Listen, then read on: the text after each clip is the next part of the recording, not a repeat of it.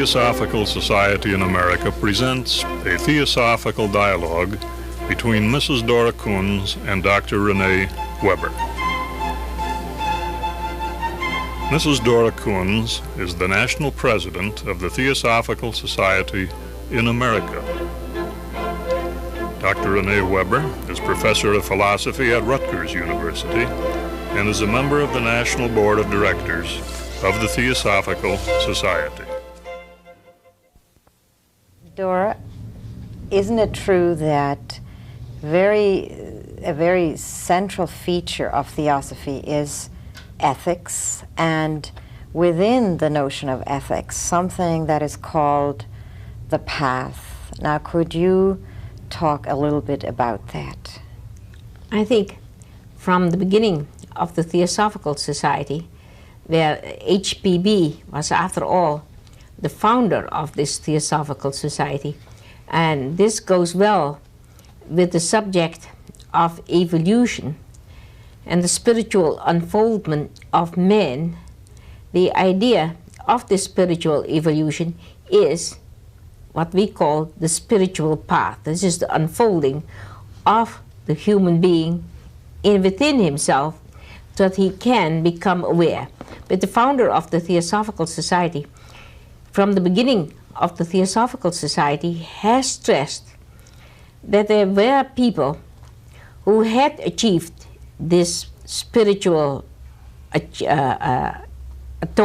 achievement of being one and with this spiritual reality, and they are the great teachers of mankind, like Jesus, Buddha, and all the great leaders. But beside that, in the Theosophical Society, she stressed the idea that there were other people who had reached the stage of perfection, who were called the Mahatmas in the Theosophical literature, or the masters of wisdom.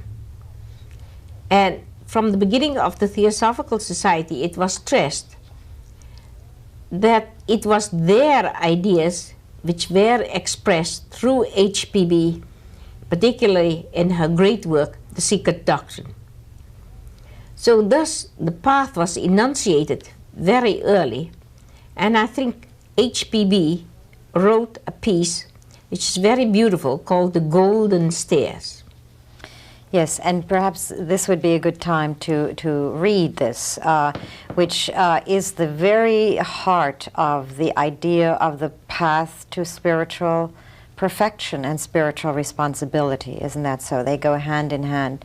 And so in this little passage, The Golden Stairs, H.P. Blavatsky writes as follows: "A clean life, an open mind, a pure heart, an eager intellect, an unveiled spiritual perception, a brotherliness for all, a readiness to give and receive advice and instruction, a courageous endurance of personal injustice, a brave declaration of principles, a valiant defense of those who are unjustly attacked, and a constant eye to the ideal of human progression and perfection, which the sacred science depicts. These are the golden stairs up the steps of which the learner may climb to the temple of divine wisdom." I think that almost seems as if it's the very essence, the very heart of this path that we've agreed earlier is difficult, but also very challenging and very meaningful for any human being. It's a beautiful statement also, and I think it does give one leads of conduct which are important. Out of that are statements like the one on an open mind. I think an open mind is not often and necessarily stressed in any other system of religion that I know of, is it? What do you think? In Buddhism, the inquiry, I think, is stressed. So I think this would also stress the open mind. What do you think, why do you think, after all, it is the very second phrase she uses, and so to her it must have been of supreme importance. What does she mean by an open mind? Or what does theosophy mean by an open mind? I think an open mind, to me at least, means, because it is combined with a statement of principles. What does it say here? Yes, she says a brave declaration of principles. Thus, combined, those statements mean that a student of theosophy knows something about the principles and yet has an open mind in constantly learning about how these principles could be further learned, further developed. So many people, when they join a society or a religion, they feel the whole truth cannot be, may have a greater dimension or a broader scope. Mm-hmm. And this stresses that even if there are principles, one can always learn that there is a dimension that we can constantly keep before us of learning. And I think an open mind is a very rare thing. I've met many scientists in my life, and those who have no closed mind and are willing to learn, to my mind, like Einstein, are the truly great scientists. And science is also mentioned. Yes, yes, the sacred signs. I would like to ask you about that in a little while, but can we come back to something? I mean, first of all, you say the principles. Theosophists have the principles by which I guess you mean the whole theosophical philosophy and cosmology, isn't that so? So they have an outlook on the world, but you're stressing, and HPB stressed in this, that there must be a balance between having an outlook and not being closed about further perception or insight. Isn't that true? And I suppose, would you want to connect this at all with another theosophical idea, namely that there is a part of us is an intuitive creature that must be receptive to the voice of our deeper intuitions? Or as in HPB, beautiful writing, The Voice of the Silence, which I think is one of the great books of all times, because it stresses so many beautiful symbols, really, is The Voice of the Silence. But to come back to your question, that the development of intuition, which is in the theosophical system, is part of the basic constitution of man. In this, it also stresses the mind, doesn't it? Yes, it does. What does it say again? Read it aloud. An open mind, that would seem almost to imply that an open mind can be receptive to, attuned to voices that lie deeper within us and in the universe. But then it also talks about an eager intellect. This is what I wanted you to read. An eager intellect. Now, why do you think that is so important to theosophy? Because I think part of what we say in the theosophical teachings is that man inherently has this faculty of intuition, which is the bridge between part of this world of oneness, which is expressed by the world of creative intuition, and also reflects this part of us which is rooted in the real. But so many people feel that the mind is the mind which is really associated with the world of divisiveness and illusion. But here, because in some of our theosophical teachings it says mind is the slayer of the real. Yes. And here she says an eager intellect. Exactly. Thus they would seem to some ways a contradiction. But I feel that eager intellect, because it's the intellect which is stressed in this word, Yes, it is. is again with the open mind, that for us, even if we perceive and have this intuitive insight, the eager intellect has to be able to express it. If I am able to express something, I cannot do so without using my intellect. If I talk today, I do not believe that I could use words. I could not search in this program for ideas without using my intellect. But the appreciation of theosophy expects a person to constantly use this faculty of intuitive understanding or insight. And we're saying that one must be receptive to this deeper reality that our intuition grasps. But since this doesn't lie in the realm of space and time and language, the intellect is the proper instrument for expressing this. Isn't that so? In language, in concepts, and therefore we do not feel that it would be good to toss away the intellect. Isn't that so? No, I mean, I think we should use all the faculties of man. Go ahead. What I think is very interesting, that the next phrase that she puts after an eager intellect is an unveiled spiritual perception. So that shows that, since these are literally following upon one another, that there is no contradiction whatever. And we don't have and an open heart, a pure heart.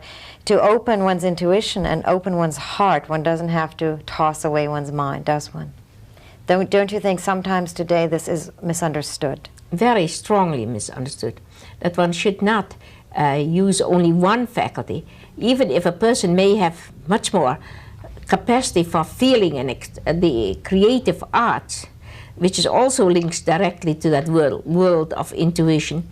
The intellect and the people who can express these ideas beside the artistic movement have to use their intellect. A person who wishes to teach has to have the spiritual understanding, but also use the intellect. And the search for understanding lies in the combined use of the intellect and the intuition linked to this higher dimension or domain.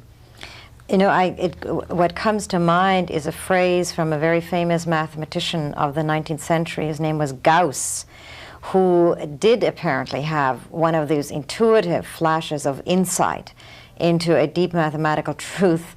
And the phrase that he's remembered for in this context is, "I have known my truth for a long time, but I do not yet know how I am to arrive at it."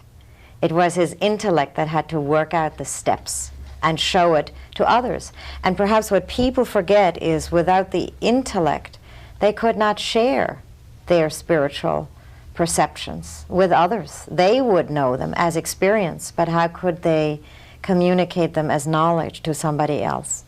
So we're saying the Theosophical Society does not feel there's any conflict, but in fact harmony between these various aspects. And that people have different roles in life. This is also what we forget. Because finally, yes, people have different roles in what they can achieve in their life. And so some people probably can express themselves very much more in the world of action and feeling, yes, but other people have to assume the roles of teachers. And I think this is very often misunderstood in the Theosophical Society. That we use often the word dharma. Yes, I was just going to ask you about that word. Would you call those roles dharma?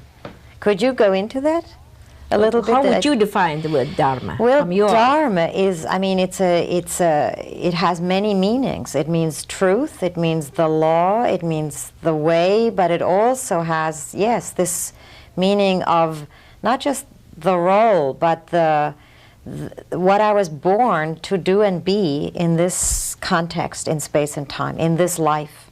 Isn't that so? Something that would uniquely and rightly express my capacities, my interests, my moral values, my being. So that's how I would think of dharma. Would you look at it in another way? No, I think this is true. I think so many people, for instance, today I'm going to take a different tack for one moment,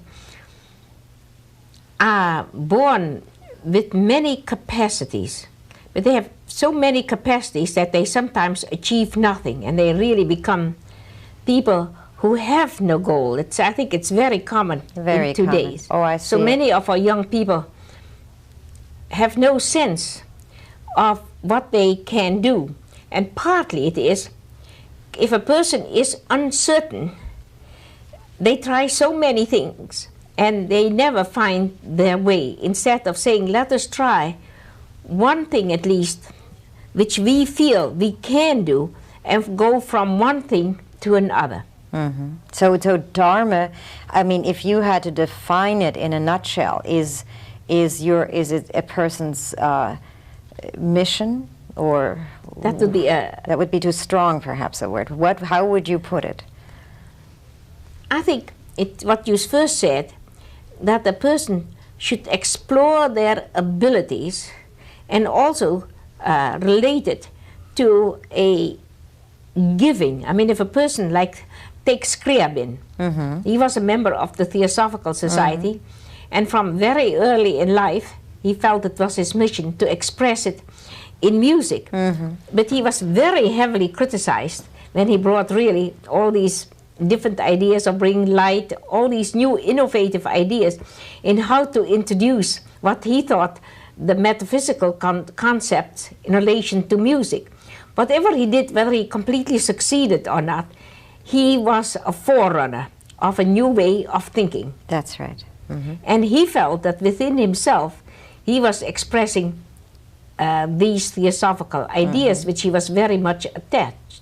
And after all, he did that in Russia, where he was hindered constantly, wasn't he? Yes, and influenced modern music, wouldn't you say so? Yes. I think he did. So in other words, he fulfilled his destiny, because he studied always the principles of theosophy, and yet he carried them out in a totally creative way, which was not, you might say, always intellectual. What I'm trying to bring out is there are many, many different ways of expressing one's dharma, if one is based, as many people are, or have an understanding of certain principles. Would you agree with that? Yes, I would agree. In other words, there would be perhaps a given direction. That would be one's dharma, but not a narrow, necessarily exclusive road. That it could, you could express your dharma in a number of ways. Isn't that so? And of course, I suppose the secret of wisdom in a person's life is to find the exact right key for one's... But also to be really based on these principles. Let's go back to the...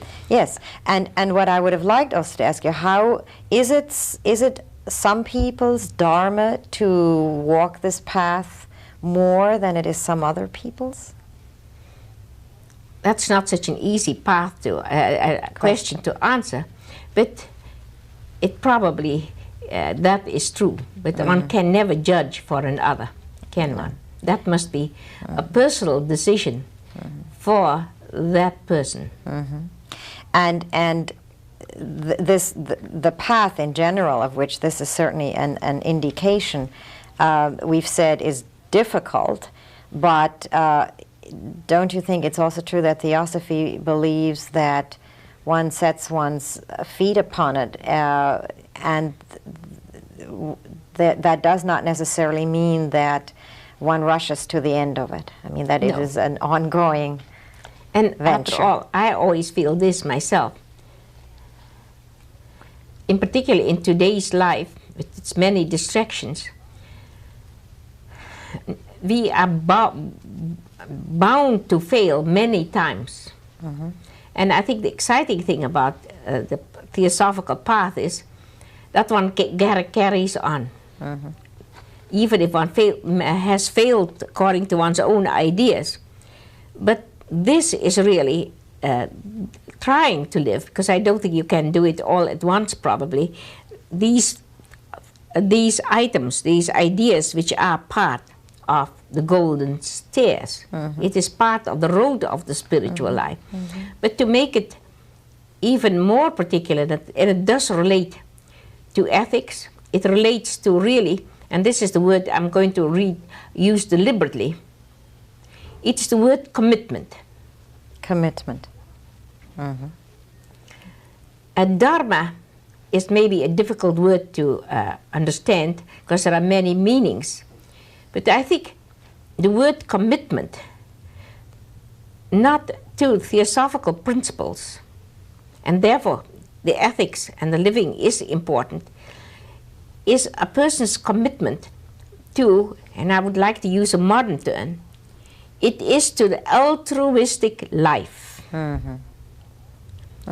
Other-centered, not self-centered. I mean, the golden stairs really lead to a path of altruism. Completely. Oh, yes. A path of altruism in one's behavior and a search towards knowledge. Wouldn't that be? I think so. That's the balance. And also, because one is so rooted in the depth of this path, a tremendous courage, since she foresees that this path is steep and one may be attacked and one will also have to defend others. I mean, that's altruism again, but even in social ethics here, one will have to defend valiantly, she says, those who are unjustly attacked, which means having the courage to go against the majority on occasion, or maybe most of the time. I mean, in history, that's the story of the spiritual path, isn't it? That it's a very difficult one, and most of the other members of one's own culture do not understand it. And no. Isn't that so? So and you say this commitment to the theosophical principles, and one of them being really trying to express this idea of brotherhood in living. And I think very many people have the wrong impression. They feel that they should fight for their ideas instead of doing it the theosophical way. To think of ourselves first and to realize that in each one of us there is this basic unity, this divine spark of the divine, you can call Atma, and thus that even if one is on the verge, as it were, of divisive difference of opinion, it is important to come back to that thought of learning from one another, but not having this combative attitude which comes from really the point of view of personality. You're saying that even where there are differences, one, as a theosophist, one must not lose sight of the unity which is more powerful than the differences. Well, so many people everywhere in the world, I mean, I must admit it's even true of the theosophical world, because this valiant defense of ideas, as that one should realize that one's own ideas are the ultimate truth. And I think this is a very grave mistake, because we do not realize our attachment to a specific ideas which may be true or may be untrue. But living the life in brotherhood is more important than being attached to a specific idea. And nobody can say, from my point of view, that they have the ultimate truth. Because this is such an open-ended, isn't it, and dynamic and really infinite system, isn't that so? And so you're saying no one should have, it comes back to that, a closed mind towards the claims of somebody else. But also an open mind in the way we receive it. I mean, I think this is the ultimate way of a theosophical life, is not the fighting qualities, but the theosophy. And we believe that what should regulate our thinking, it should be the background of our mind in our ethics, is compassion. And this is stressed in Voice of the Silence, this particular, the Golden Stairs. It is compassion. I mean, this is what should dictate our life in our understanding of one another. And you're saying, though one should be valiant and courageous and have the courage of one's ideas, the style in which this is done must not contradict the very content. Isn't that so? And that is a hard lesson for most of us to learn, isn't it? That it must be, I may disagree with you, but it must be compassionately. And if I do it in some other style, I have really negated the very principle that I say I stand for. Isn't that so? I want to also, I suppose I want to push this one step further, Dora. We've said the path is difficult. It's a very noble and inspiring ideal for many people. Are there people, are there beings, though rare, who have walked this path to the end, as, I mean, if there be an end, a thinkable end? I think if we accept the theory of evolution, and as I said, all the great teachers of mankind have really showed us, but in the Theosophical Society, we very definitely associate this with the masters. Mm-hmm. And the masters of the wisdom, in their letters, have given us a philosophy of life, which in all relation, like the Buddha, we say, we should try to understand and use these precepts as much as we possibly can, but we should use as much of this as we reasonably can understand. At this particular moment of our own development, isn't that so? So that's like saying the path cannot be forced, right? Except if one has a total commitment. If one has a total commitment, then what? What then follows? I think it would. You know, I've often thought about St. Francis. He led a very gay life, but when he had this insight, he had the total commitment. Yes, it was literally a turning about. You know, the Buddhists have this lovely phrase, the turning about in the deepest seat of consciousness. But you say this is very rare and depends on this total commitment. The total commitment, I think, is the word for that. Can that be willed? I think if you can't use only the will, it may be it may have a given direction, but it must be a total commitment of all aspects of our personality to the higher self and to the service of humanity. The masters, when they founded the society, always said that they founded it to help poor, suffering humanity. And not merely not for to personal the development, but to gain this knowledge, to lead this life for the sake of poor, suffering humanity. And I think this is a very important phrase. It has always been an important phrase to me, and I associate it with the word altruism. Altruism. So the commitment becomes possible when the compassion for humanity is so great that nothing else matters as much as that.